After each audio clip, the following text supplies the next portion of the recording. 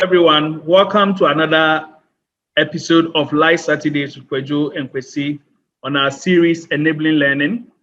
In the past series, we've been looking at the issues of learning, and we've looked at the issues that affect students' learning. What is it that affects them such that not many of our students are making it in schools? Then we looked at the strategies that we need, techniques we need to follow to ensure that students can be able to recall. In the third of this series, we want to look at creating multiple pathways for meaningful learning. We want to look at the issue of giving students options so that they can all learn. And as usual, I have with me KWESI on the other side. KWESI, how are you doing? Very well, KWADWO. All right, it's wonderful to have you. In this very series or this particular episode, we want to look at the issue of learning under the episode, under the essential question, how do we structure learning experiences so we do not ignore the differences in students' readiness levels, interests, and learning profiles? That is going to be the main question under which we do our discussion today. To do this, we'll capture it under these following objectives. Objective 1, we want to identify the key features of effectively differentiated classroom. We want to use active and differentiated classroom strategies to enable learning for every child. And then we want to look at how to create a healthy classroom community. How do you create effective classroom learning community? KWESI, let's start with what differentiation is. Differentiation in teaching and learning, what is it? All right, thank you, KWADWO, and it's been exciting so far having this conversation about enabling learning. Learning is important, and that is why school exists. And schools are places for learning. And I think one important thing that has happened as far as education delivery in this country is concerned has to do with the introduction of the new curriculum, which I've introduced a new definition for learning. That learning is meaning making, that learning is constructivism, right? And that means that educators need to be taught how to develop the pedagogies or the practices associated with this new paradigm or new understanding of learning as the new curriculum defines or stipulates. And in a new curriculum, differentiation is one of the practices that educators are expected to use in their classroom to enable learning for every child. So it is important that the African educator and in the African classroom, we begin to understand the practices of differentiation and what really it is and how we can enable that to make sure that we support the learning needs of every child. So when we talk about differentiation, it is not actually a teaching approach or method or kind of an instructional method. It is a way of thinking, of recognizing that you are not teaching a group. Even if you are teaching a group, in that group, there are variations in terms of differences in needs, in terms of students' attainment levels, in terms of their readiness and preparedness to learn, in terms of how they want to learn. That 25, 30, 40, or 50 in some classes in Ghana, those 50 groups of students in that class are not the same. So that is the whole idea of differentiation. Recognizing or acknowledging that the students are not the same, that their way of thinking, their way of learning, their way of appreciating concepts varies.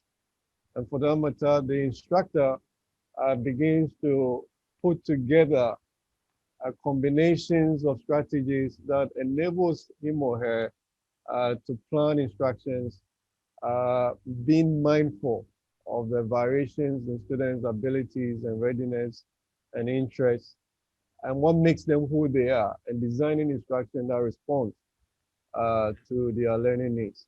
So the whole idea is teaching in such a way that you have in mind that that group 50, 20, 30, whatever the size of your class, Mhm. uh, every child in there is different, Okay. right? And that you need to design instruction in such a way that it responds to the learning needs of the student. And that is the whole idea of differentiation.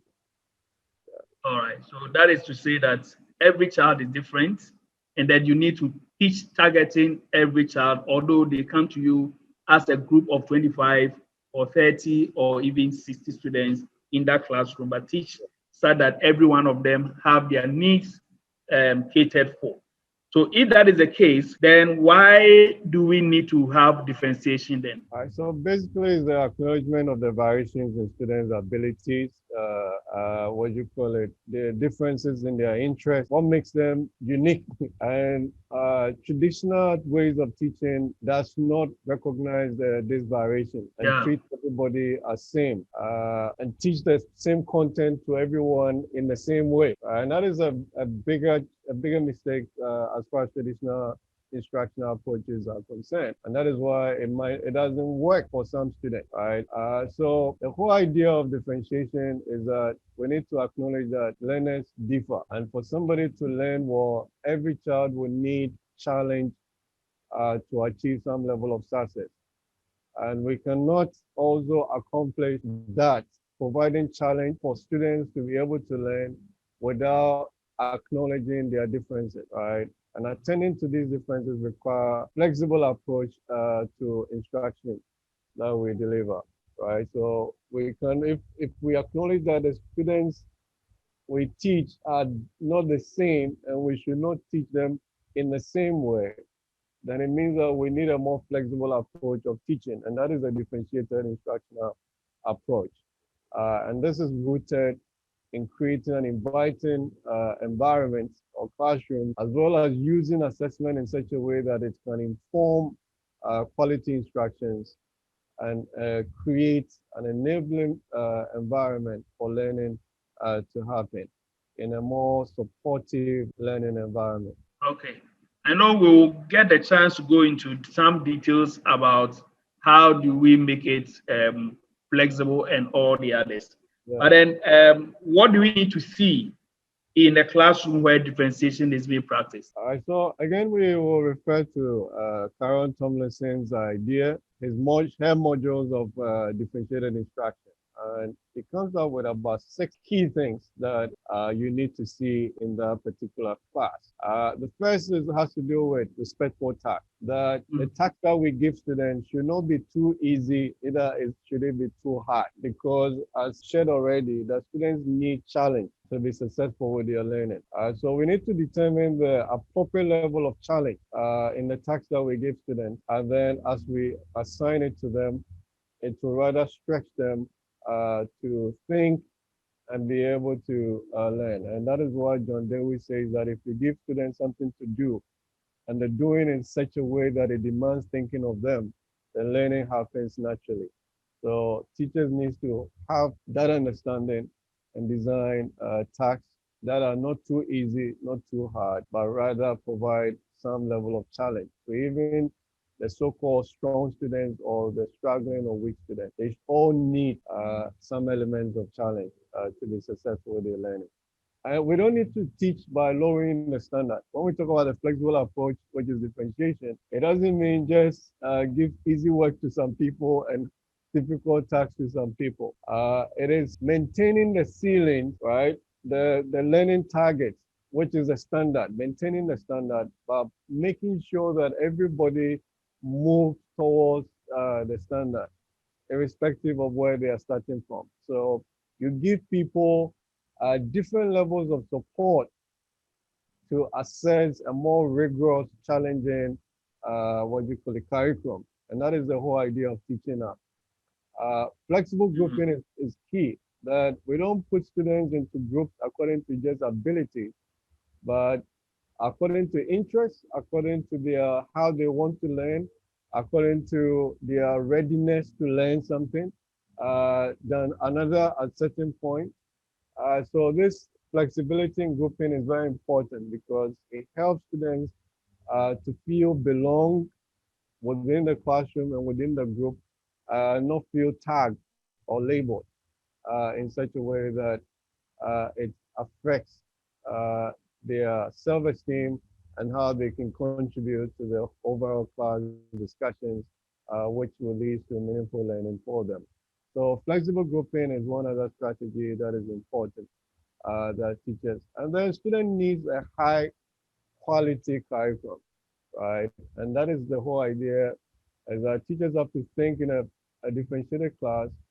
Teachers think in terms of what students need to know, what they need to understand, and what they need to be able to do as far as stating the learning intentions and the success criteria are concerned. So they don't just introduce a topic and teach them, but whatever they are teaching in terms of learning outcomes, they are very clear as to what exactly the facts students have to learn, what they need to understand, and the things that they should be able to create or do, right? And once they distinguish that, they design appropriate or meaningful learning activities that will enable students to work up towards achieving the, the learning intention. And in a differentiated class, assessment is very key, especially uh, ongoing assessment, formative assessment, or assessment as learning using metacognition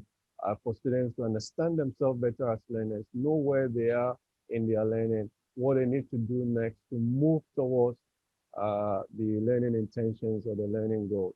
So these are things you see in a differentiated class.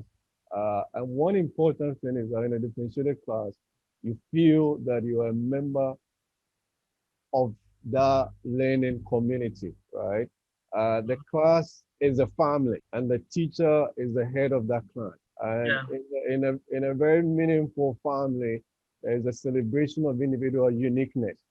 There is the building of meaningful relationships, and there is trust in those kind of environment. So the teacher builds a real inviting classroom where every child relates well with each other and where mistakes are allowed and welcome and because they are used as avenue for further exploration to lead to deeper understanding of concepts that are being taught, right? So this is what you see in a differentiated class. And I just want to speak a little bit about what you call it, the mindset, right? That teachers need to be able to, because we talk about flexible approach. If we can translate this into the classroom, it is important that educators have very growth and fluid mindset. In the differentiated class, success is not considered or described as, oh, this one is smart, this one is not. So you are not judged based on your previous performances, but you are judged or acknowledged based on the effort that you make, right? So success is based on effort, and that there's a belief that, okay, you are not yet 100% student, you are not yet a 90% student, you're not yet an 80% student, but you can make it, right? So the idea that every student can learn and can succeed and can progress is one thing that you see fundamentally evident in the mindset of a teacher that engages in differentiation. That is the idea of flexibility. So we don't say that, okay, this child, I've done everything that I could, but he still can't get it, right? And why can't you get it? You understand that?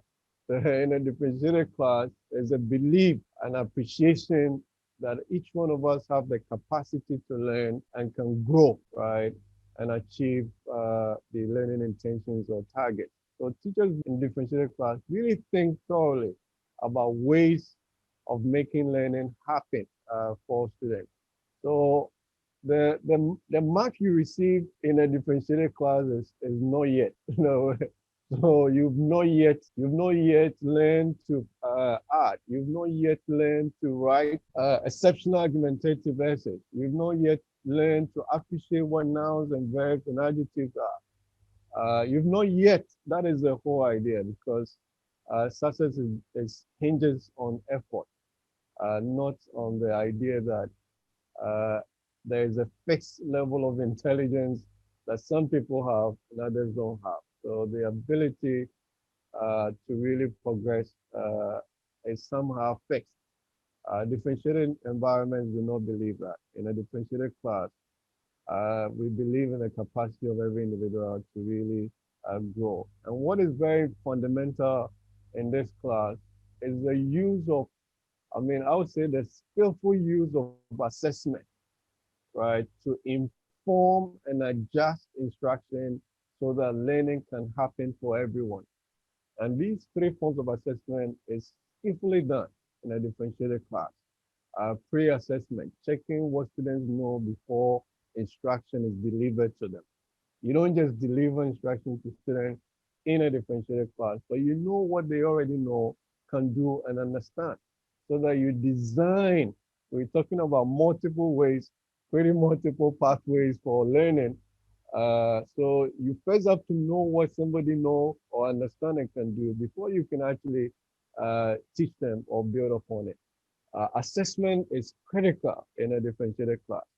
The teacher knows the level of readiness, preparedness, and attainment of students for each lesson, and they design instructions to meet their specific needs, right? And throughout the students' learning, there is assessment for learning techniques that the teacher uses to check whether students are learning, whether they're making progress while the instruction is being delivered.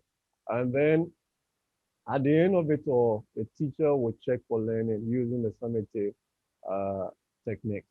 And these summative techniques data, these assessment data, is actually used to reinform the next lesson, how students will be grouped, how students will be supported in the next lesson. So you see that it's a more cyclical process of using assessment data effectively in making adjustments to instruction so that learning is enabled for everyone.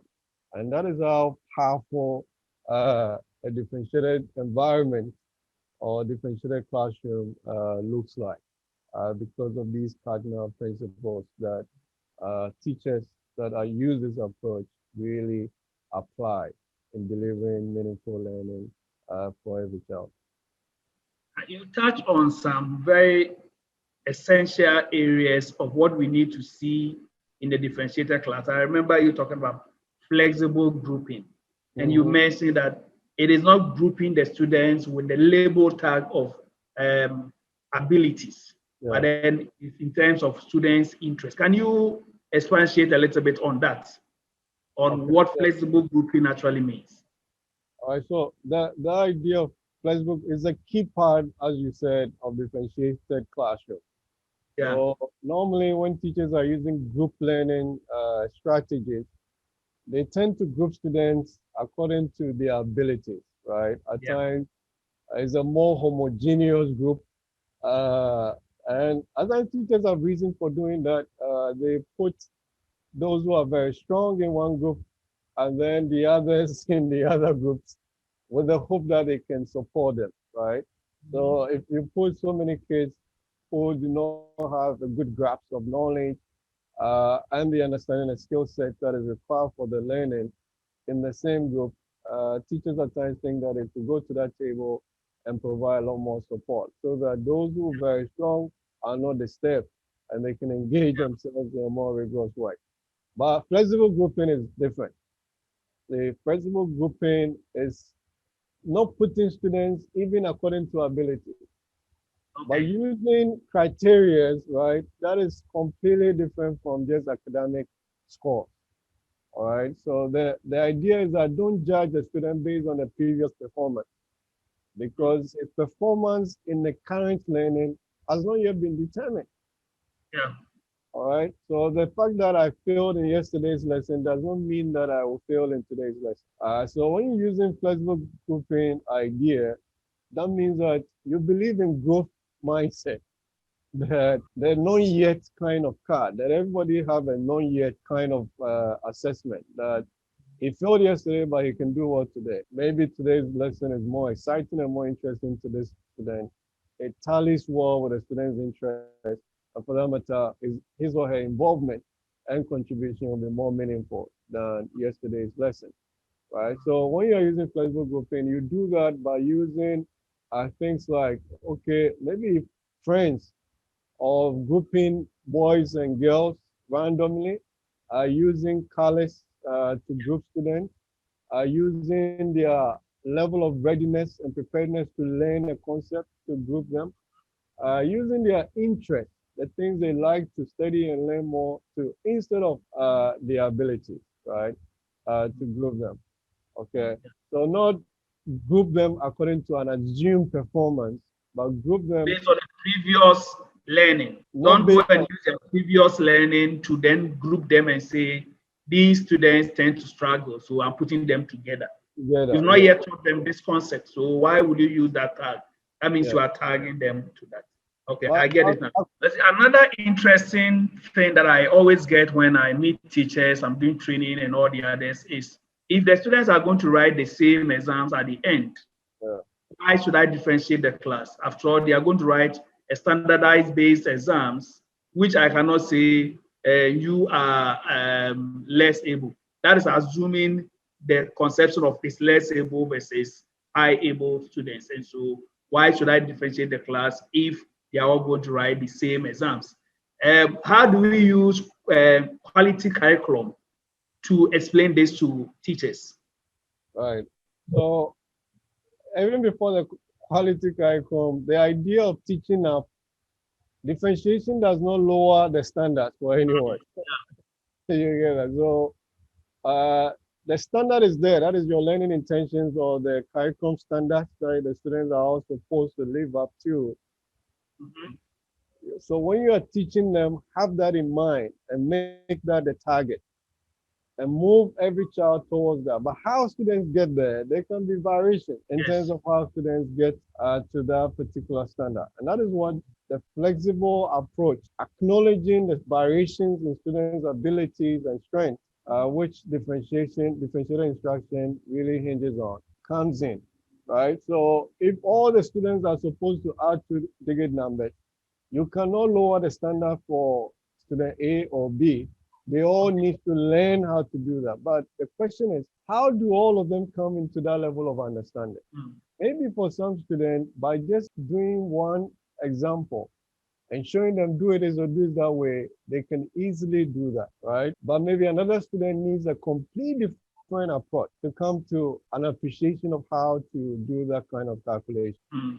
You get that? Huh? So that is why if it is clear, right, what they need to know, understand, and they should be able to do. And then Yeah. you design assessment activities, learning activities in such a way that some students start by learning the facts before they come into the point of appreciating or using the facts in terms of application or analysis, examining the facts or creating something new, or even judging significance of things, which is evaluation. Somebody might not start from there. Yeah. Somebody might just need to know what the facts are as far as this particular process or this particular ideas or concept or task really is about. So you look at that, you start from there and move them gradually through the process. So you bring them to the standard. So differentiation is not lowering the standard, not just creating different tasks for different people to lower standard, but rather designing instruction in such a way that everyone can move at their own pace, right, to achieving the standard. And that is one key aspect of it is teaching up, not teaching down, teaching up. And that would mean that even the so-called strong students also need differentiated instruction because Yeah. some of them need extended activities or what you call an enrichment task that will cause them to use what they know in very novel or unfamiliar situation to solve more authentic problems. And that is something that we need to. So differentiation is extending learning for all, not just for students that struggle, but for even students that are known to have some level of competence or capabilities in the lesson or in the class. They all need differentiation in order to extend themselves and to have a more meaningful learning experience. I know we're spending quite some time at what we need to see in a differentiated classroom. Yeah. It's at the heart of the confusion about differentiation.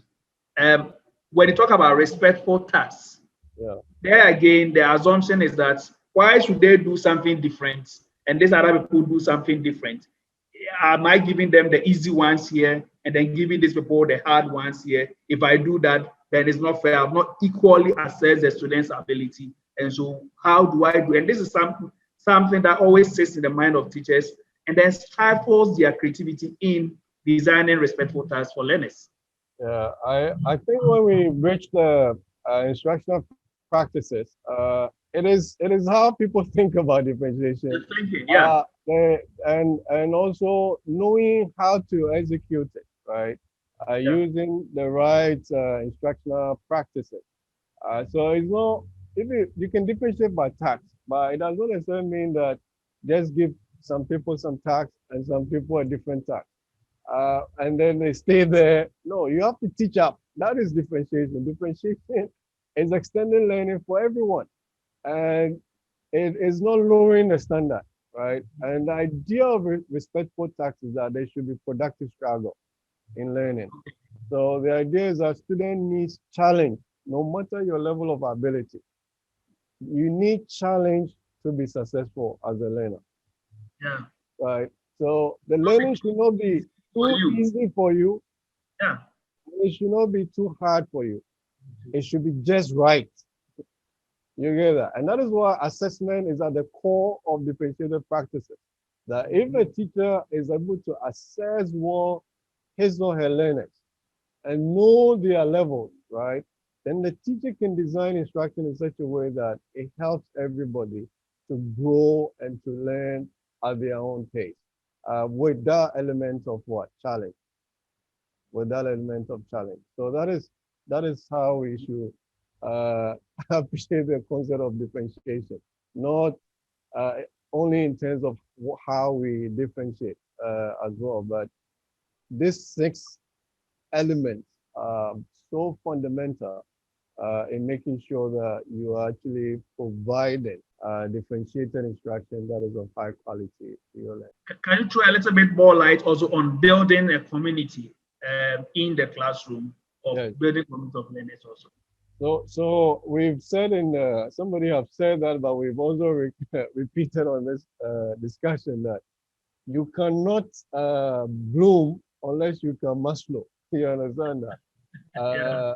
At the core of instruction is the interaction between the teacher and the student around a content. If you go to any classroom, no matter what they are learning, whether it's the early years, whether it's university, whether it's the secondary level or the primary level, what you see is that there is a teacher, there is a content that needs to be learned, and there is the student, right?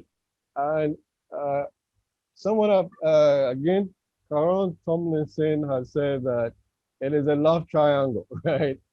And many teachers don't get that love triangle. The idea is that they think that it is an idea triangle. So they are more concerned about their content and pushing the content down the throats of the student instead of realizing that for you to help somebody to even learn the content, you need to situate that content into the everyday life of that individual, right? So it's important that you connect with the person first Okay. in order for the person to learn the content. So when people connect with you, then they can connect with the content. So relationship is very important. And it's not surprising that a visible that respects a meaningful interaction among the learners, it does have a greater effect overall on the students' capacity and ability to interact more and to be able to learn meaningfully in that environment. So building the community is that relationship part, is fostering growth, and also more importantly, celebrating individual uniqueness. Right, the students are aware.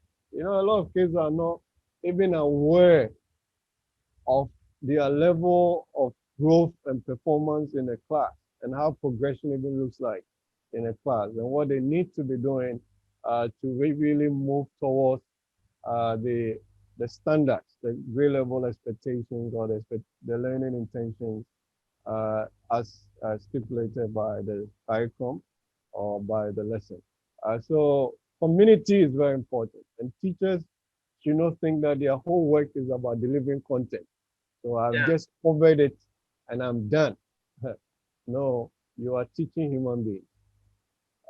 The first people you have to connect with is the individual, the human beings, and build a relationship there, build a relationship among the students. Because even if you cannot manage a class, for example, you cannot even teach them meaningfully. Learning cannot happen in a very disruptive classroom, right? And that is why even classroom management is fundamental, and it's part of the an effective teacher's what do you call it practice, that all effective teachers are effective classroom managers. And one key fundamental aspect of that classroom management is making sure that there is uh, good enough social cohesion among the learners and between the teacher and the student. Being antagonistic, like unfortunately in our part of the world where some teachers uh, think that they need to be feared by their learners, they think that that enables learning. It doesn't. It doesn't enable learning. Learning happens in a positive environment. You need positive emotion to be able to learn. So creating that inviting, enabling environment for meaningful learning is one key aspect of differentiated instruction. So in a nutshell, I would say that to see an effective classroom, that classroom has to be differentiated because these six things, I mean, are the six important elements, right? To make classroom a place, a real place for meaningful learning. All right. Thank you very much for that clarification on the quality differentiated instruction, the key elements that we need to see. Now, can we dwell on the ways of differentiating lessons then? What are some of the ways by which we can differentiate lessons? All right, so teachers can differentiate lessons or instruction by content or by process or by the product. By content, we mean what the student needs to learn, what they need to know, understand, and be able to do. Okay, so I mean, that's where I think the whole debate about why do I give some students this and that is the content aspect of it.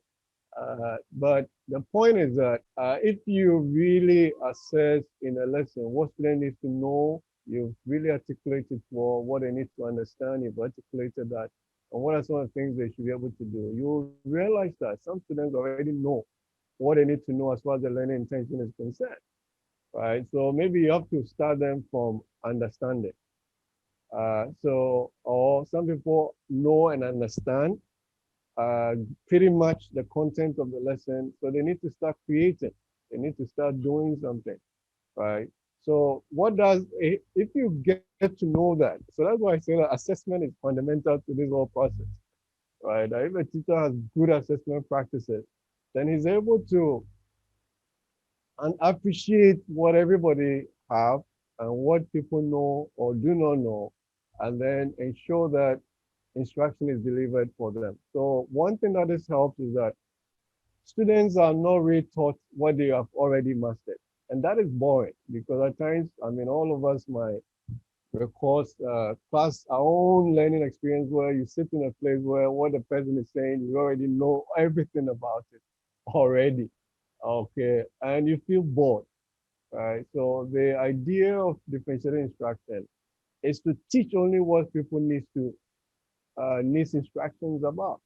So some people might not need instruction for that lesson on fractions or that lesson on transfer of energy. Somebody have mastered that already. So what the person needs is actually tasks that is supposed to really challenge them more and stretch the understanding of those fundamental concepts that you are teaching. And then those who know little about it, you can then create a mini lesson, and that is a mini lesson is one differentiated practice that you can actually do that. And it's interesting that if you look at a new curriculum that the government has designed, there's a number of these differentiated instructional practices. And one that you can use for content is what they call the KWL. At the beginning of the lesson, you tell students what do they know, what do they want to know, and then at the end of the lesson, as the lesson progresses, they'll be recording what they have learned. That is for the L, right? So if you know what students already know, why do you have to teach them again? For emphasis. Well, with emphasis, it kind of drags it's a waste of their instructional time, right? So you actually spend time really taxing them the more to consolidate the understanding of the concept that they need to grasp, or even extend it, the institution further. Kwesi, And that in itself is a complexity for the teacher. yeah, But what you just sharing, it means that my pre-assessment is a very, very key thing for my differentiation of a lesson. And perfect. then my usage of pre-assessment is very, very vital. Yeah, That I don't pre-assess for just pre-assessment purposes. But as I pre-assess, I then need to utilize the information I gain from pre-assessment to be able to then give people some instruction because they did instruction, give others an enrichment task or a challenging task that is respectful for their understanding, and then others probably I will probably have to give them other activities to break the content that they need to cover. And that is a complex thing for most teachers, don't you see? no, because teaching is for the thinking person. You understand that? Some people think everybody can teach, but not Yeah. everybody can teach in such a way, right, for meaningful learning to happen. You understand that? It's a very special skill. We allow everyone to teach without even giving them access to high quality professional development, even in the period of their teaching career. There are a number of people who have taught for 30, 20 years and have never have access to any high quality PD. We're grateful to be providing this through this medium for a number of African educators because we really want to see an African classroom that works better for every child. And like you're saying, it's not just the pre-assessment, but also using the summative assessment to inform the instruction. Because and that would mean that when you give an assessment, whether it's a homework, whether it's a test, it's important you analyze each of the text elements to know which questions students go right, which ones they go wrong, what mistakes do they make, and all of that. And assess that to determine whether there is a need for reteaching, remedial work or acceleration work to be done, or there is a need for you to really push the student in engaging in an enrichment task or problem-based learning where they will extend their learning, apply their learning in very novel situations. So those assessments has to be done. And I mean, skillful teachers or expert educators, this is something that they are used to, even though it's detailed, it's very meticulous task to get done. But it's the right way to be able to determine who needs what, right? So that students who needs help gets the help, and those who needs to be challenged the more are really challenged, so that everybody doesn't feel idle or bored in your classroom, but they'll feel really challenged. So I mean, that's one way of differentiating by content, but you can also differentiate by process. That is how students learn, okay? How they learn, how the students learn, you can actually differentiate by the process. So some can work on their own, some can work on a group task, some can research. So how they learn should not only be by a lecture approach where you are the one controlling the way students are learning. Students can learn from several things, from the video, from their textbooks, from observations on the environment, going out to observe things, and then coming up with findings and conclusions about them. There are tons of ways that through very effective instructional practices, teachers can actually enable students to learn. So mind you, we are talking about multiple pathways Yeah. for meaningful learning. So we need to think, we'll talk about some of these instructional practices that we can actually do to create that uh, varied opportunities for students to learn. We can also differentiate by product.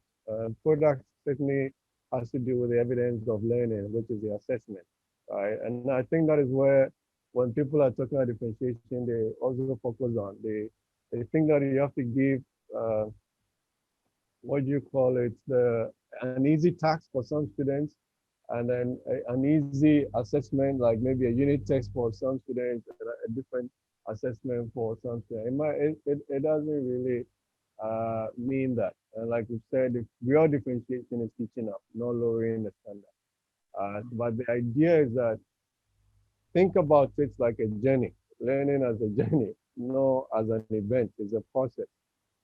So students can take assessment one today, they might move to assessment two, and at the end of the day, they would have answered all the relevant questions that relates to demonstrating competence or their mastery of a particular concept. So that is how you have to look at it. So you can have a tiered assessment or activities to for students to demonstrate evidence of their learning over a period instead of looking at learning and assessment as events, things that happen within a short while.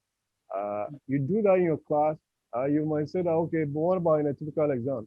Yes, you have to do that in a class as a dress rehearsal for that typical standard exam so that the students can take the one shot term paper and take the one shot unit test or whatever test or exams that students are supposed to write to demonstrate evidence of mastery in a particular subject area over a period of time. We can also differentiate by readiness. Uh, so readiness, we're talking about your willingness to craft or to learn something. Somebody is ready to read a book. Some are ready to watch a movie, communicate with somebody. Look at all of that. And then mix students according to how ready they are in learning a particular concept. You mix them up. You can mix interest and learning profile together. So that's one way of flexible grouping as you were talking about. So students with high readiness being paired with students with low readiness or students with different interests being paired together in really studying. So heterogeneous groups, not homogeneous grouping, which normally is influenced by their previous performance.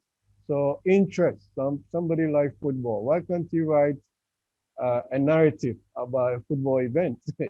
Okay, why should everybody write the same narrative? All right, so you can use what we teaching method called RAF to help students to write using uh, their level of interest, right? So a student like cars, why can't they write all the essays they have to write that relates to cars? Maybe that will excite them to be able to do a more good job than boxing them in one particular. So even if it's about letter writing, what can they write about a trip that they undertook uh, in that right? So everybody doesn't have a similar task, but the point is that the skill sets and the knowledge that they have to demonstrate in that particular assessment is the same, but the difference is that the assessment is designed being mindful of students' what interest, right? So, but they will through that process they'll be able to build or demonstrate a skill set that will enable them uh, perform meaningfully in a standardized exam, if that is a concern when people are talking about differentiated instruction. And when you talk about learning profile is also very important. Even and when we here we're not just talking about learning styles like what do you call it? Some people learn visually, some people learn by sound. It's more than that. Okay, so where we there's even gender preferences, right? There are different levels of intelligence, ways of So we're looking at the entire profile of students, how they want to learn, clearly indicated empirically that the learning styles, like some people, I prefer when I see, I prefer when I hear, I prefer to learn when it's a mixture, a varied ways. People have varied ways of learning. And it's important that teachers appreciate the varied ways that a student learn, okay? And then use that, okay? Use that to really package instructions for them. And that is, these are very wonderful ways teachers can actually differentiate. And we can actually pick one of these aspects one after the other and spend about 4 or 5 weeks of instructions on helping people actually how to execute it. But I think as part of the series, we're just creating an awareness of how teachers can differentiate and how they can create multiple pathways for meaningful learning to occur in their learning space for the children that they serve. All right. Thank you very much for that exposition on the ways by which you can differentiate. Now let's look at the strategies then. Now that we know we can differentiate by readiness, by interest, by learning profile, and then by the others, what are some of the strategies that we can use in differentiating lessons? So there are several strategies. Some require a lot of preparation, Mhm. others require low preparation. But I mean, this is the awareness stage, so we kind of mix them up. But the use of graphic organizers are one way of differentiating, right? And there are several graphic organizers. An example is this one, a Venn diagram. So if you want students to appreciate the relationship between one, two, or three ideas, like in a science class, if we want them to bring out the relationship, the differences, similarities between liquids and gas and solids, which are states of matter, right? I guess that you are the scientist. Right, so you can use a preset Venn diagram for students to write everything that they know about liquids, what is similar or common between liquids and solid, and what might be similar or common between liquid and gas, and what might be common among all three in the intersections over there. So this is one way of helping students to really summarize a whole body of information into just this simple diagram. And it makes it easy for retrieval. Right? We talked about retrieval the last time. It makes it easy for retrieval and it helps students to really appreciate the concept in that big picture form like this. And it helps for them to remember and to be able to learn that more easily and then be able to use it for the higher order tasks of applying, synthesizing, analyzing, or judging, or evaluation, or judging tasks that might be given to them. Uh, Small group instruction is one of the approach that teachers can use. And we know we've said that when we talk about differentiation, assessment is at the heart of it. Okay, so before you teach anything, it's important that you assess your students and use the assessment student data, for example, for grouping. And grouping flexibly in terms of who needs extra support as far as the lesson or the unit is concerned, and who needs an extra level of challenge. Because there are some students, if you really look at the KUDs, the knowledge, the understanding, and the things they need to be able to do as far as the lesson or unit is concerned, you might realize that a student knows a greater part of it, right? So when you're preparing it, you have to think about how am I going to challenge these students, right? And then you use that to determine the readiness groups that you need to have for the lesson. And then you have to develop routines in your classroom that encourages this group and independent combination levels of learning at the same time, so that the right environment is created for enabling meaningful learning. And then in the lesson, you actually make provisions to teach some people because some people might be lacking in a greater part of maybe the knowledge part or the understanding part or the skill part, and that they need a refresher and explanations of all of these concepts. So in small groups, that is a mini lesson, you actually teach those people. And then you have to design instructional tasks for another group of students who has some levels of understanding and get them started so that they can also build themselves towards the expected goals or the outcomes of the units of the lesson. So this creates a classroom space where students actually work in small groups together solving problems in terms of with their previous knowledge, and then the teacher providing mini instructions for those that need it so that they can also begin to start working on the tasks that are associated with the unit or the lesson.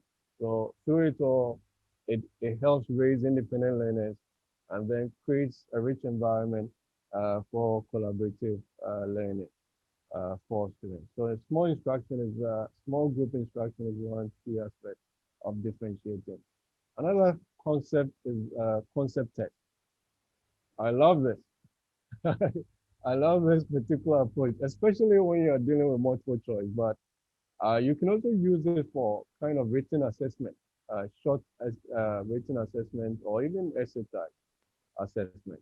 And the whole idea is that you first have to administer a task, an assessment for students. So maybe if it's multiple choice, and there's A, B, C, D, right?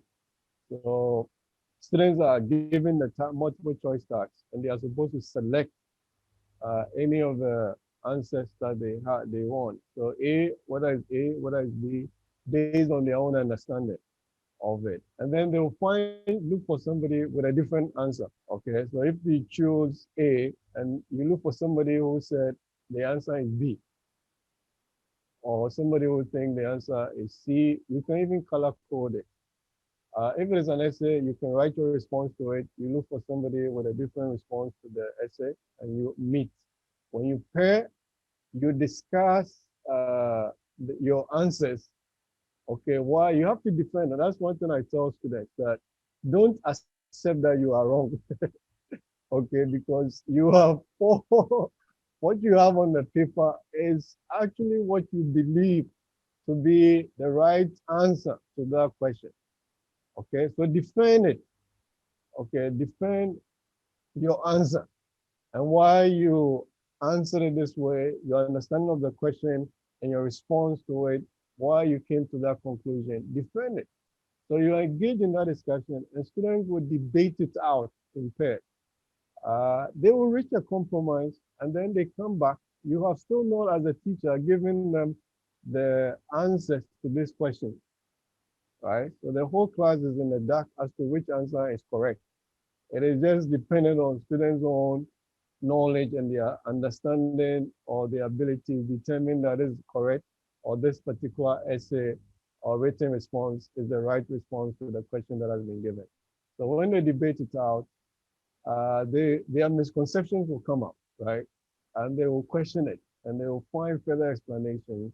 The last stage is that you ask them to take the question again, all right? So they retake the test. And this is a proven thing. This is not just from research, but these are things that I practically do. Students will always come to even if they don't get the correct answer, they will come very close to the correct response. Even those who pair with the wrong answers, those who pair with the wrong answers, there is always a convergence to the correct answer. All right, especially when they themselves have provided an answer that comes from what they know to be right. And they have been given opportunity to defend that and to hear another person's argument about why that response is correct or not. And then they get the opportunity to take it up again. They always come to they converge to the correct response. All right. And even if they don't come to that correct response, when they see the answer, they will know why they are wrong. And they will just come to a good appreciation why their thinking was wrong. So you give students two or three different chances to really think through a problem and attack and respond to it. And that is a very powerful way of really differentiating. And this is a way of peer supported learning environment that you're creating for the student. So the teacher's whole responsibility here is to just give a task and then at the end of it, show the answer and the students will respond.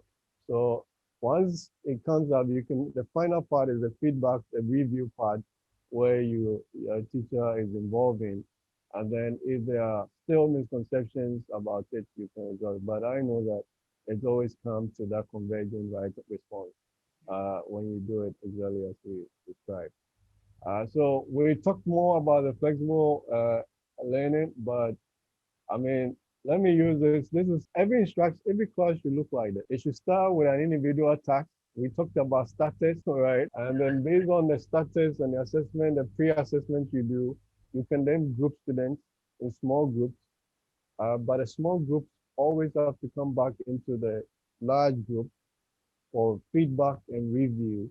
Students have to go back into small groups, and then the class have to end with independent practice, right? Where they do the tasks individually. This is very important to have class interactions like this.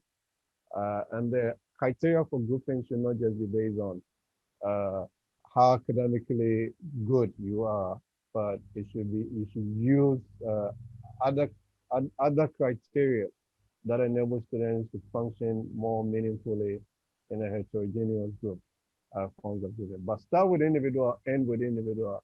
But in between, there should be a mixture of small groups where the task is done, and then whole group discussions where the review and the feedback are correlated, and students are asked to go back into small groups to continue working on the task.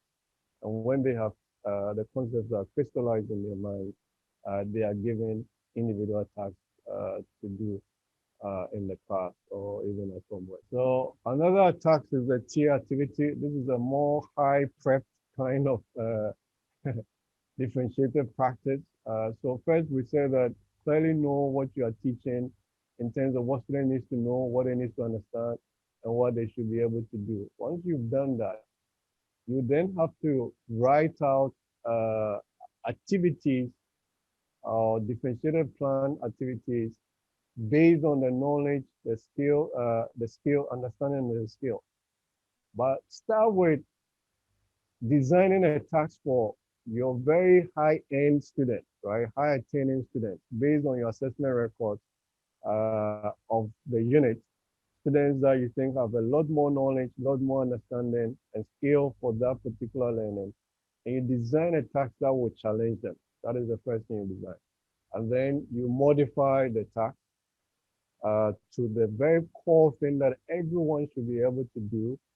And then you come up with a modified task. And once you design these three different groupings of tasks, you need to check with your KUD whether each of the tasks actually meets, because remember differentiation is not teaching down, it's teaching up.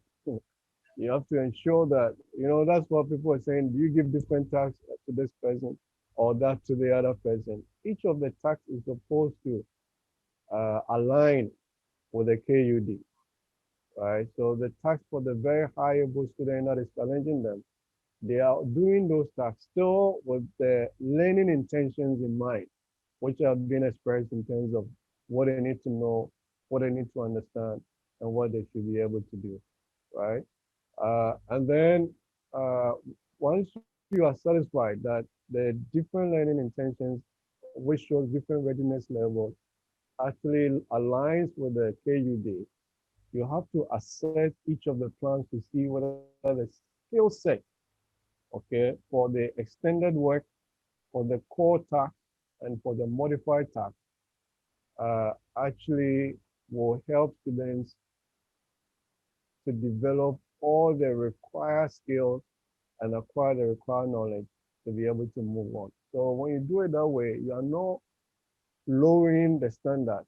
You are rather teaching up, but you are using a more appropriate way to help students to deliver instructions well. So let's look at a typical example here. Let's say in geography, students are exploring and investigating the importance of economic activities of people in their locality, or they are asked to contrast that to parts of Ghana. So what can we do here in terms of if you're designing a tiered activity for them? So the extended group, for example, are asked to design a brochure, and I want you to see that the design of brochure flows throughout all the different tags. Okay, so they design a brochure the first people will design a brochure to attract tourists to their town using photos, persuasive writing accounts of the main places they need to visit.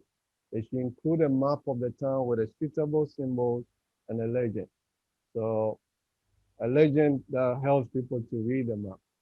And then the basic thing that everybody has to be able to do is that they should design a brochure for the town using photos and what? Drawing, not persuasive writing.